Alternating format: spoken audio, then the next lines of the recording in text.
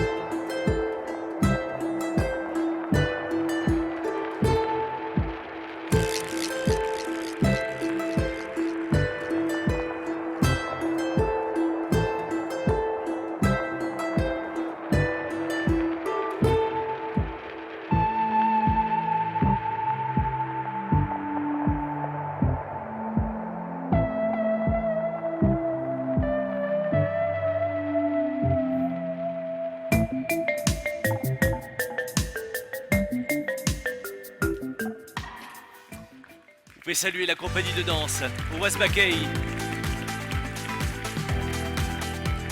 La compagnie Ouazbakey de Lyon, c'est une jeune compagnie de danse contemporaine. On aura l'occasion de faire plus ample connaissance avec eux tout au long de la soirée. Dans l'histoire de la Dira, on l'a dit tout à l'heure et Henri l'a bien précisé, c'est aussi le destin croisé de femmes et d'hommes qui ont toujours voulu faire avancer, et qui ont voulu aussi faire progresser leur métier, progresser finalement la communauté que vous représentez les uns et les autres, à travers vos expériences, vos réussites également, vos réflexions, tout ça sous l'air du partage. Et c'est la séquence dans laquelle on rentre maintenant. On va parler de partager avec Jean-Michel Bérard, Jean Mougin, Cédric Perrier et Mohamed Ali Souissi. Applaudissez-les s'il vous plaît, ils viennent nous rejoindre sur scène.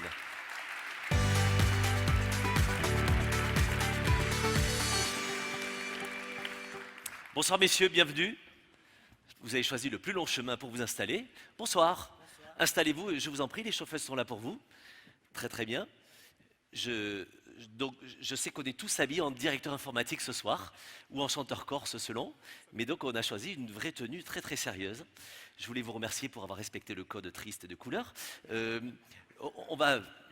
On va croiser surtout les regards de nos chefs d'entreprise. Je voudrais qu'on parle de ce partage ensemble et à travers vos destins. Il en est un ce soir qui n'a pas pu venir. Henri Linière nous l'a dit il y a quelques instants, mais il a quand même souhaité partager un petit mot avec vous. Il aurait dû faire partie de cette table ronde. On écoute Jean-Michel Aulas et on se retrouve juste après pour échanger. Bonsoir à toutes et à tous. C'est avec un grand plaisir, mais aussi un petit peu de nostalgie que je m'adresse à vous ce soir. J'aurais dû être parmi vous, mais la cérémonie du Ballon d'Or qui se déroule ce soir à Paris et qui, en fait, ne permettait pas de cumuler les deux présentations était pour moi une obligation. L'Olympique lyonnais, qui m'est aussi cher au cœur que l'Adira, est l'une des représentations les plus importantes des clubs européens. Et c'est vrai qu'avec 6 joueuses nominées ce soir, je me devais d'être présent.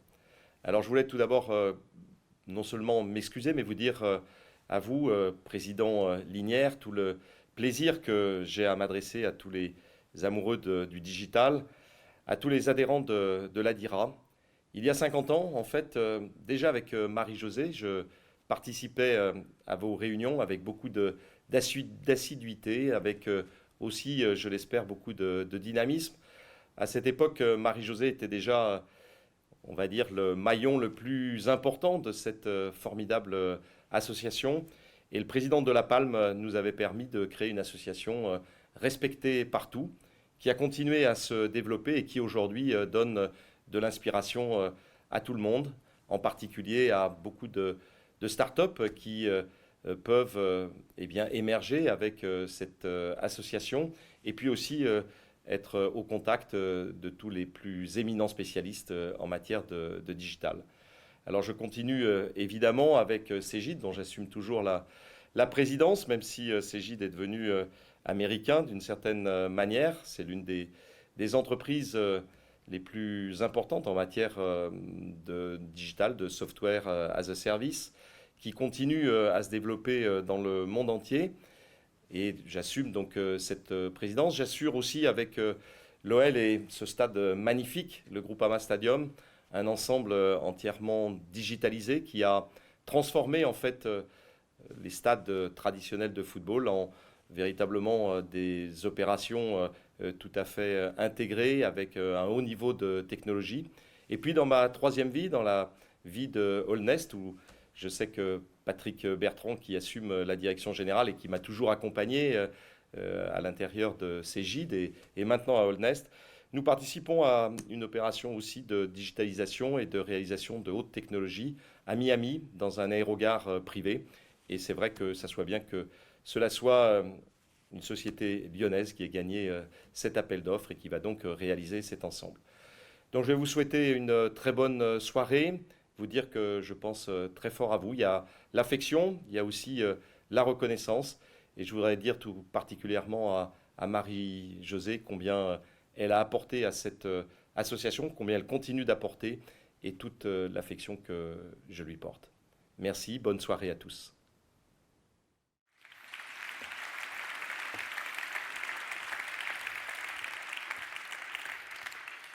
Marie-Josée, tout va bien? C'est beaucoup d'émotions quand même, tous ces messages que vous recevez ce soir. Jean-Michel Aulas a partagé cela avec nous, mais comme les destins que l'on va rencontrer à travers nos invités ce soir, je vais avoir l'occasion de vous les présenter les uns et les autres, mais on va parler de ce partage en fait que vous avez connu ensemble au sein de la DIRA et entre vous. Je voudrais commencer avec vous, Mohamed Ali Souissi. Je dis bien Mohamed Ali Souissi. Vous pouvez, oui. D'accord. Le petit nom que Marie-Josée vous donne, c'est C'est Dali, comme Dali. l'artiste peintre. Très... C'est comme ça que ma famille, mes amis et mes équipes m'appellent.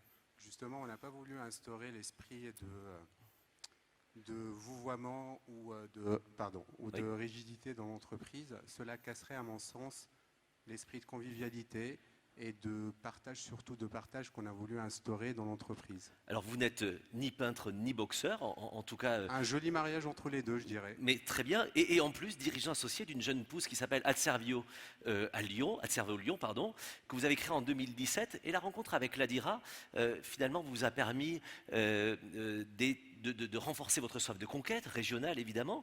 Un petit mot là-dessus, sur ce parcours là. Pour le coup, la DIRA, c'est une vraie surprise. Nous avons été accueillis déjà très chaleureusement Au début. Au début, tout à fait, par Marie-Josée Sylvain. La DIRA nous a permis de rencontrer des gens très passionnés, nous a mis un pied à l'étrier aussi. Ces rencontres nous ont permis justement d'aller vers l'avant, de rencontrer des gens passionnés avec qui on a échangé sur beaucoup de sujets. Et pour moi, aujourd'hui, à mon sens, la DIRA, c'est un réel moteur de l'IT en région Auvergne-Rhône-Alpes. Et pourtant, vous rencontrez des ESN, évidemment, au sein de la DIRA, mais qu'est-ce qui vous différencie de ces ESN traditionnels? Écoutez, à mon sens, aujourd'hui, toutes les ESN proposent à quelques variations près les mêmes services. Oui. Chez Adservio Lyon, la différence, c'est que nous, on se base sur un socle interne très solide qui nous permet aujourd'hui d'aller vers l'avant. L'équipe, elle est composée par des experts techniques qui vont aider les collaborateurs à aller vers l'avant, qui vont animer les pôles, qui vont stimuler les troupes et qui vont surtout faire d'eux des véritables consultants experts. Qu'est-ce que vous a permis la DIRA, justement, dans cette rencontre et dans les partages que vous avez eus avec vos pairs? Mais écoutez, déjà, je remercie la DIRA pour cette invitation. C'est avec beaucoup d'émotion aujourd'hui que je suis devant vous. Oui. Après 3 ans dans cette start-up-là, et à l'aide de la DIRA, justement, ça nous a permis de partager, d'innover et surtout d'échanger Et à travers justement ces échanges-là, que nous avons pu avancer, nous avons pu découvrir une nouvelle ère d'IT et de digitalisation. De jolies rencontres. Et je pense que votre voisin Jean-Michel Bérard a aussi fait de belles rencontres. Jean-Michel, prenez le micro. Vous êtes président fondateur d'Esker, vous avez déjà le micro. Esker, si je ne me plante pas, vous aidez les entreprises du monde entier à optimiser le traitement des documents de gestion. Oui, nous faisons de la dématérialisation, comme on dit. D'accord. Pardon, je l'ai fait en langage journalistique pour bien Oui. comprendre. On élimine le papier dans les processus de gestion. J'ai vu zéro papier en 83, vous voyez. On en parlait déjà. D'accord. Sur la petite bande-annonce. Et j'étais presque pas né. C'est une belle... Oui, je peux me vanter ce soir. C'est une belle réussite à Lyon depuis 1985. C'est ça, vous avez aujourd'hui 13 filiales à travers le monde. Je suis obligé de lire mes notes. Racontez-moi cette ligne de départ finalement, sur combien vous étiez au début pour développer le concept novateur de l'immatérialisation et combien vous êtes aujourd'hui. Alors on est parti à 2 personnes en 1985, mais on n'a pas démarré tout de suite sur la dématérialisation. On a mis au point un produit qui était un produit d'émulation de terminal, ça permettait de connecter des PC sur des sites centraux, et ça a connu un très grand succès qui nous a amené jusqu'en 2000. D'accord. Là, on a créé toutes nos filiales, on a racheté des concurrents aux États-Unis, et puis en 2000, catastrophe, notre marché s'est effondré, les gens s'étaient équipés avec des logiciels de gestion comme SAP ou Cegid, et ils n'avaient pas besoin de nos logiciels. Oui. Alors il se trouve que dans les sociétés qu'on a rachetées, il y en avait une qui vendait un serveur de fax. Alors en 2000, même un serveur de fax, c'était déjà pas très sexy. Mais on est allé voir les clients pour savoir pourquoi, comprendre pourquoi ils utilisaient un serveur de fax. Et on s'est rendu compte qu'ils envoyaient et qu'ils recevaient des commandes. Et de là, on a commencé à imaginer un logiciel de dématérialisation. Parce qu'on pouvait appliquer la même logique du fax sur de l'email, sur des scans, sur des SMS, sur tout type de médias électroniques. Et puis en 2003, j'ai rencontré Marc Benioff, qui est le PDG de Salesforce.com. Oui. À l'époque, c'était une société qui était plus petite que nous. Ah. Il faisait, je sais pas quoi, 10 millions de dollars de chiffre d'affaires. Enfin, lui avait mis au point tout ce qu'on appelle aujourd'hui le cloud, le SaaS, le Software as a Service. Oui. Et on s'en est fortement inspiré de Marc Benioff pour monter notre offre sur le cloud. Et ça nous a amené jusqu'à aujourd'hui. Et maintenant, en arrivant au port, vous êtes combien? Alors là, en arrivant au port, Oui. j'espère que ce n'est pas le port, 700 personnes. Joli. Voilà. Et qu'est-ce que vous diriez, vous, aujourd'hui, de la suite du groupe? Parce que j'ai entendu dire que vos statuts constitutifs prévoient une durée de 50 ans. C'est-à-dire que dans 20 ans, c'est foutu pour vous. J'ai vu ça dans vos questions. Oui. En fait, j'ai vérifié, c'est 70 ans. D'accord. Donc ça me laisse encore un petit peu de temps. Je vous confirme. Parce que là, on n'est qu'à 35, donc c'est la moitié. Oui. Je pense que je serais parti avant. Mais là, comme on a pris un gros gadin en 2000, on a essayé de doter l'entreprise des bonnes antennes et des bons moyens pour s'adapter au marché. Donc je pense qu'on est capable de survivre et de passer les vagues, un peu comme la DIRA, vous voyez, là, qui est finalement le seul acteur qui reste après tous ceux dont on a parlé. Eh bien, nous, on aimerait bien faire pareil. Et donc transmettre doucement l'entreprise telle qu'elle est. Voilà, vous avez 35 ans, donc vous avez la vie devant vous, on l'a bien compris. À vos côtés, Jean Mougin, qui est président fondateur de la société Alteca, une ESN qui est née en 1996, profondément régionaliste, 8 agences connectées à ce jour sur l'Hexagone, c'est bien ça. J'ai noté, vous êtes une start-up, entreprise de services numériques de proximité, vous accompagnez la transformation digitale des entreprises, c'est bien ça. Racontez-moi finalement la réussite de cette entreprise ce soir. Alors, évidemment, ça va être un peu court, hein, parce que 7 minutes 47 secondes. Non, oui, et je ne vais surtout pas toutes les utiliser. Et c'est pas pour vous tout seul, vous c'est pour inquiétez votre pas, voisin aussi. vous inquiétez pas. Donc, non, je pense qu'Alteca, c'est une création qui s'est faite donc en 96. Dès cette époque, on a pu travailler très rapidement avec la DIRA. Oui. On a également développé des services et une attention particulière à nos clients. Une indépendance, puisque aujourd'hui, la société est toujours indépendante. Et bon, sans avoir non plus un âge complètement canonique, je suis en train de transmettre à mes enfants cette entreprise, donc mon épouse et moi-même, puisque nous sommes tous les deux dans l'entreprise, à la deuxième génération pour assurer une continuité dans l'entreprise. Et vous avez donc décidé de passer de 700 à 1000 salariés, c'est ça? Alors tout à fait. Alors ça, c'est un plan de transformation qu'on a mis en place au début de cette année et qui nous donne, on va dire, les objectifs, et en particulier l'objectif de l'effectif, puisqu'aujourd'hui, bon, le business est excellent, hein, il est très bon dans nos métiers, on a quand même rarement vu ces périodes-là, mais la difficulté, c'est de trouver des personnes qui puissent être compétentes et qui aient le niveau pour travailler dans nos métiers. Et donc, effectivement, on a prévu ce challenge en interne et on se donne 3 ans pour y arriver. 3 ans pour avoir 300 enfants, Jean. Il vous faut de la forme évidemment. Et je vais vous présenter Cédric Perrier, mais que vous connaissez certainement, à vos côtés. Cédric, vous êtes DG de SPI ICS, est-ce que j'ai bien prononcé? C'est ça, à la française. Très très bien. À la Véronaise, si vous voulez. Vous êtes un partenaire de soutien de la DIRA depuis plus de 20 ans. Oui, personne n'est parfait. Vous avez contribué à l'élection de vice-président de l'association dans l'actuelle mandature, c'est ça. Parlez-moi de votre entreprise. Vous êtes, vous, depuis plus de 2 ans à la tête de la filiale de services informatiques du groupe SPI. Tout à fait, et puis un peu plus de 20 ans dans le groupe maintenant. Oui. C'est pour ça que la connaissance de l'ADIRA depuis plus de 20 ans avec Marie-Josée et les présidents précédents est très intéressante, puisque ça permet de toujours se renouveler.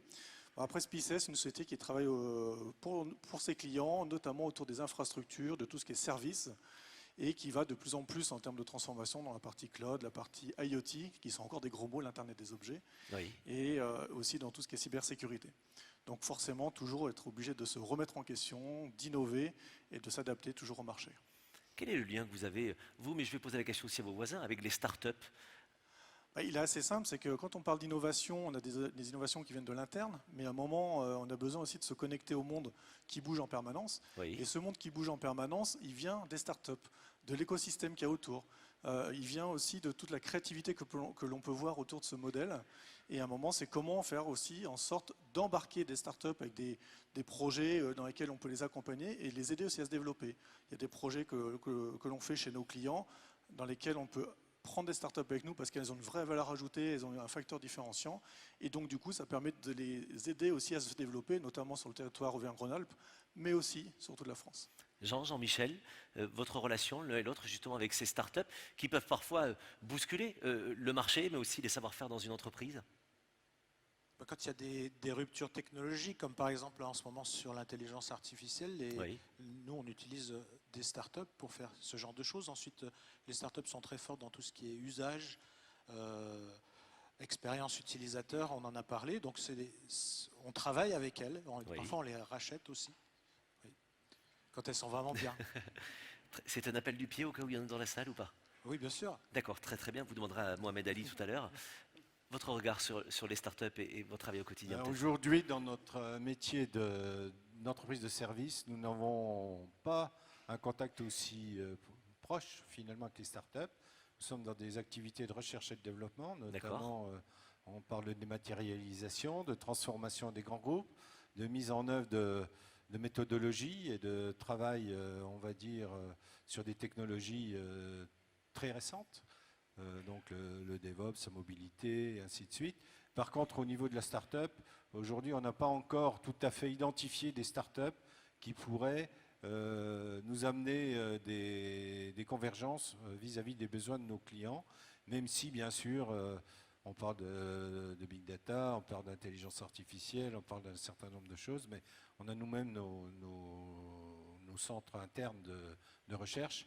Et on n'a pas encore basculé tout à fait dans ce domaine.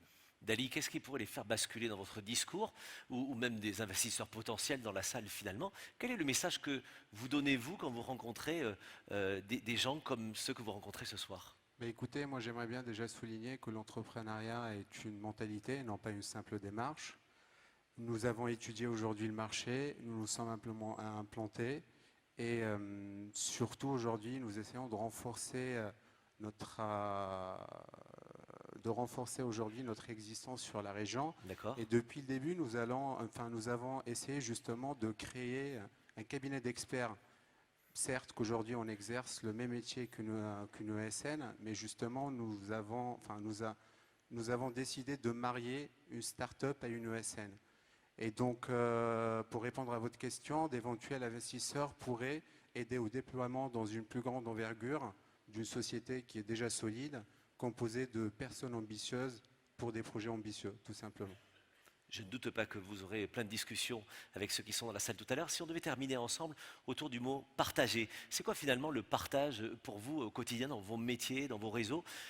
C'est l'expérience, c'est l'intergénérationnel, c'est le savoir-être aussi, le savoir-faire. Qu'est-ce que le mot partage finalement vous inspire dans votre quotidien, les uns les autres? Merci pour cette réponse. On va passer à la question d'après si vous voulez. Je vous en prie.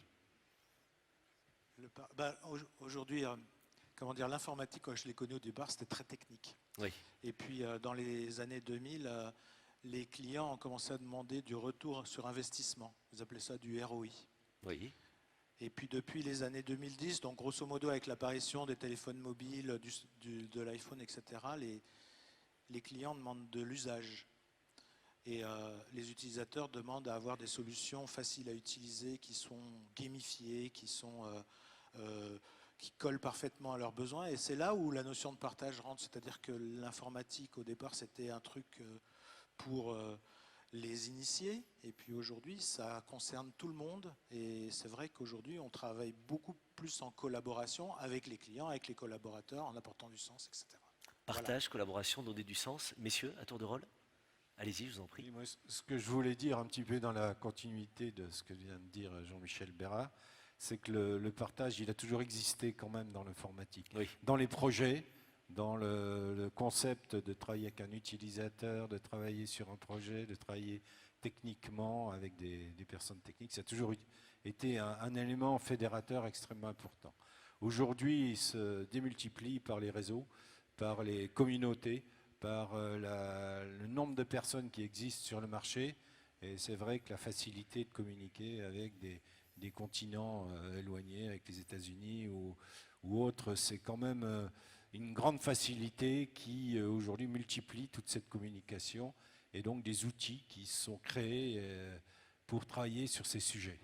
Cédric? Moi, je dirais que le partage, de toute façon, venant en plus du rugby qui est très collectif, c'est forcément travailler ensemble et d'écouter les autres. Mais en plus, on vit dans un monde qui est de plus en plus technologique, ça va de plus en plus vite. Henri l'a dit tout à l'heure, moi j'appelle ça TTS, le tout de suite. Et donc du coup, plus il y a de technologie et plus l'humain est important. Donc l'humain, il faut le remettre au centre. Et il n'y a que en discutant ensemble qu'on trouvera des nouvelles solutions, qu'on ira vers l'innovation. Donc c'est le collectif et mettre l'humain au centre. J'imagine que quand vous parlez rugby, vous faites référence à la meilleure équipe du monde de Toulouse. Dali, peut-être pour terminer sur le mot partage. J'aurais pas dit ça, mais j'aurais plutôt dit l'Auvergne, on est sur un territoire. C'est pour ça que je fais exprès de vous provoquer. Rapidement, parce que je vois un time-out. Pour moi, on parle aujourd'hui, enfin ce soir, d'avenir. Donc pour moi, le partage, c'est vraiment de se projeter dans l'avenir avec ses équipes et avec ses clients, tout simplement. Et merci à chacun d'entre vous d'avoir partagé cela avec nous. On applaudit vos invités, s'il vous plaît.